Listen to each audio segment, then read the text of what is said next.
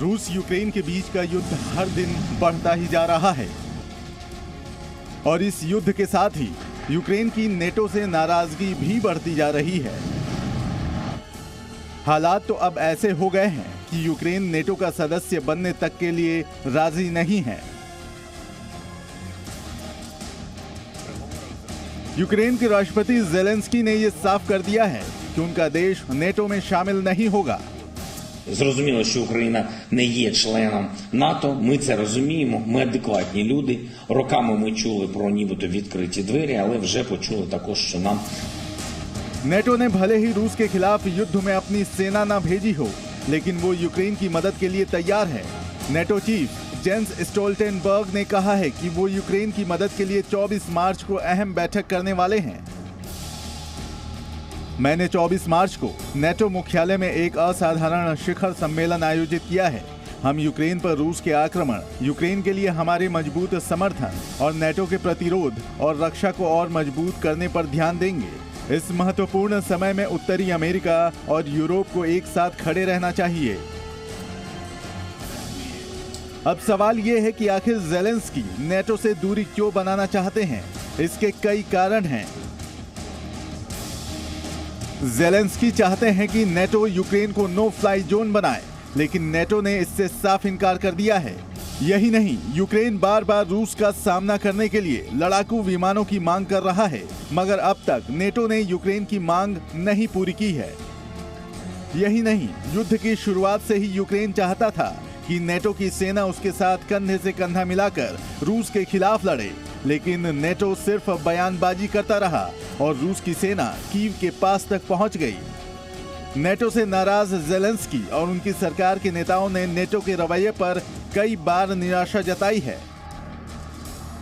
Ukraine के विदेश मंत्री दिमित्री कुलेबा ने यूरोपीय संघ को मजबूत और नेटो को कमजोर बताया है।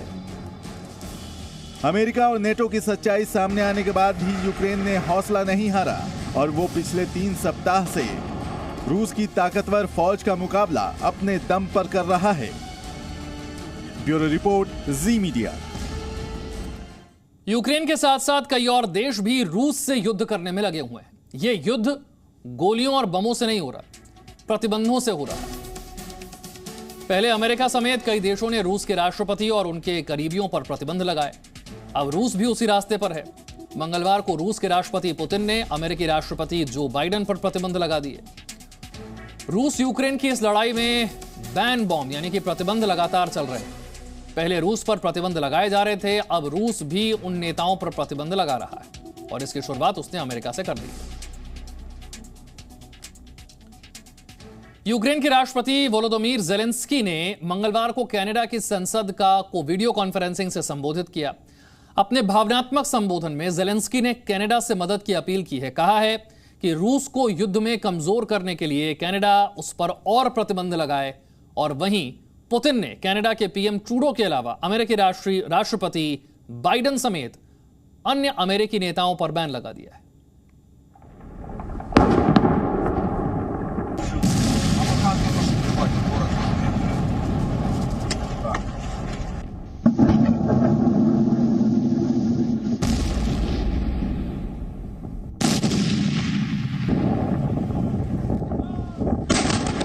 यूक्रेन रूस के बीच चल रही जंग का आज 21वां दिन है। रूस यूक्रेन को घेरने के लिए हर तरफ से किलेबंदी कर रहा है, तो यूक्रेन भी रूस के आगे आसानी से झुकने को तैयार नहीं है।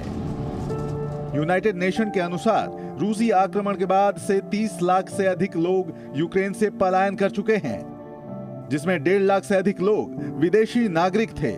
युद्ध के साथ साथ दोनों देश शांति वार्ता को लेकर बैठकें भी कर रहे हैं। चौथे दौर की शांति वार्ता के दूसरे दिन मंगलवार की बैठक में कई मुद्दों पर सहमति नहीं बन पाई है और आज भी ये शांति वार्ता जारी रहेगी। इन सब के बीच यूक्रेन के राष्ट्रपति वोलोदिमीर ज़ेलेंस्की ने मंगलवार को कनाडा की संसद को संबोधित किया और हमले के बाद यूक्रेन में किस तरह के हालात हैं इसकी जानकारी दी है।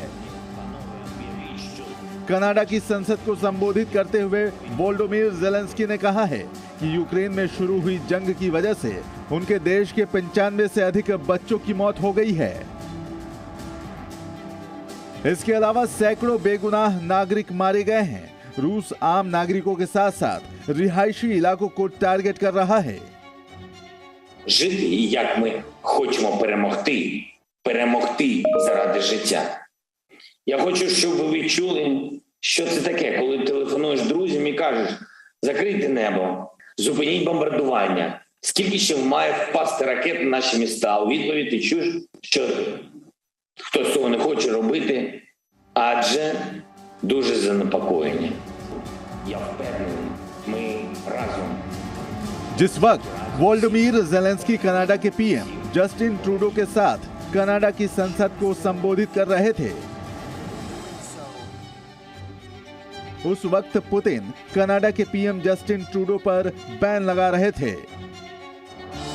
पुतिन ने ट्रूडो के अलावा अमेरिकी राष्ट्रपति जो बाइडेन समेत कई अमेरिकी नेताओं पर भी बैन लगा दिया है। इससे पहले वोल्डोमीर जेलेंस्की ने ब्रिटिश पार्लियामेंट को संबोधित किया था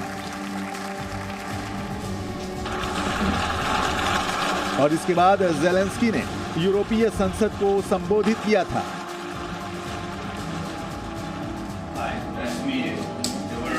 और आज वोल्डोमीर जेलेंस्की अमेरिकी संसद को संबोधित करेंगे। जेलेंस्की के संबोधन के बाद कनाडा की संसद ने उन्हें स्टैंडिंग ओवेशन दिया। Bureau report, ji media. Presenting B News app, available on Google Play and App Store. Download it now.